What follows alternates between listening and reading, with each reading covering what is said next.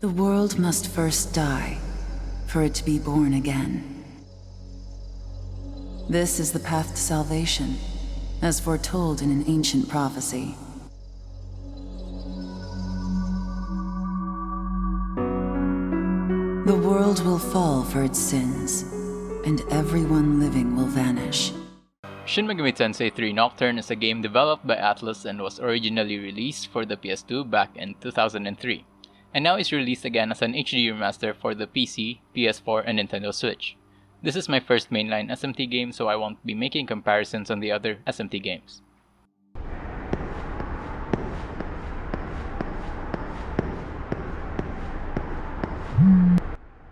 You play as a high school student that witnesses the apocalypse named the Conception while visiting your Sikh teacher along with your two classmates.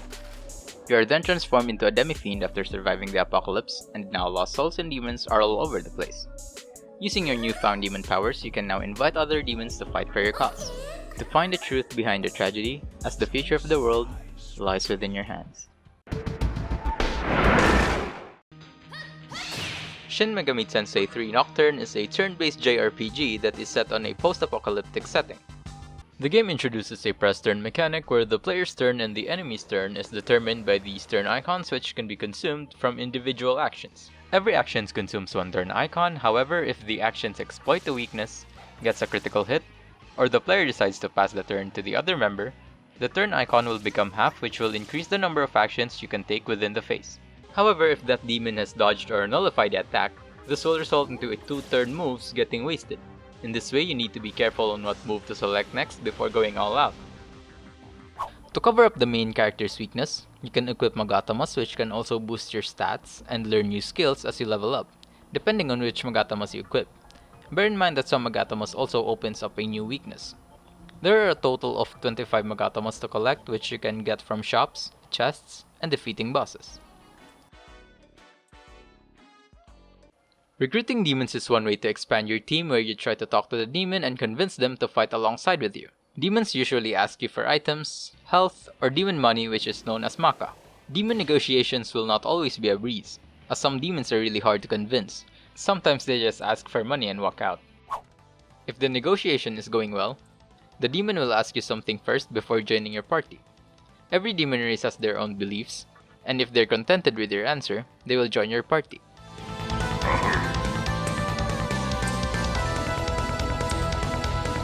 Fusing demons is also a way to expand your team, where you visit the Cathedral of Shadows, which I spend most of my time with experimenting on demons to fuse. You choose 2 demons and their skills for the new demon to inherit. There are also times where accidents happen when fusing a demon. Instead, you get another demon than the expected one, which can be a good thing or a bad thing, depending on what you get.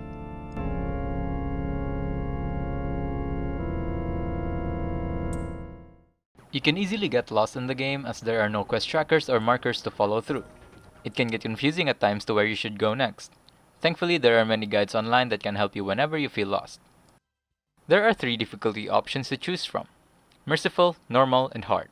Merciful difficulty is recommended for players who just want to experience the story. Money gain and experience points are higher than normal, encounter rates are lower, and enemies are weaker. For some reason, you can only access the Merciful difficulty by downloading the Merciful DLC pack, which is free. Next is Normal difficulty, which offers balanced gameplay for players. And lastly, the Hard difficulty, which is recommended for veteran players and players who want a challenge where enemies are stronger and shop prices are doubled. You can adjust the game difficulty anytime from the settings while playing without the need to restart. Nocturne has 6 endings, which gives the game a replay value. It took me 120 hours on my first playthrough, and if you're someone who enjoys replaying a game to unlock each and every ending, you might like this one. Prepare to save your game whenever you see a save point as much as possible. The game can be pretty challenging, especially when you're still learning how the game works.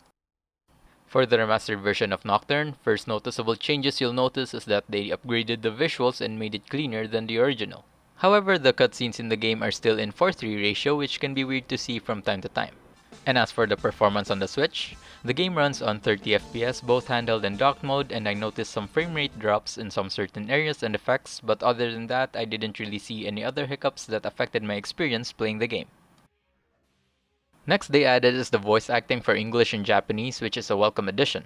And lastly, the soundtracks, which are a mix of metal, techno, and rock, which I enjoyed listening to, but I would have hoped that they changed it into a higher quality, as the music quality in this game is compressed, which is a bit of a letdown.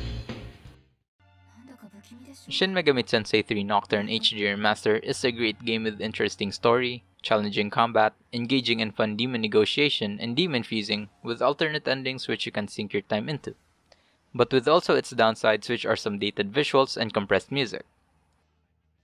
The game might not be for everyone, but if you like turn-based JRPGs or you just want to get into Shin Megami Tensei series, you can give this one a try as this game is accessible in most modern platforms.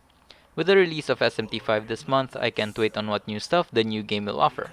With that said, I give Shin Megami Tensei 3 Nocturne HD Remaster a 3.5 seeds out of 5, and the game is available on these different platforms. And as always, thank you guys for watching, and if you liked the video, consider leaving a like and do subscribe to the channel for more gaming related videos.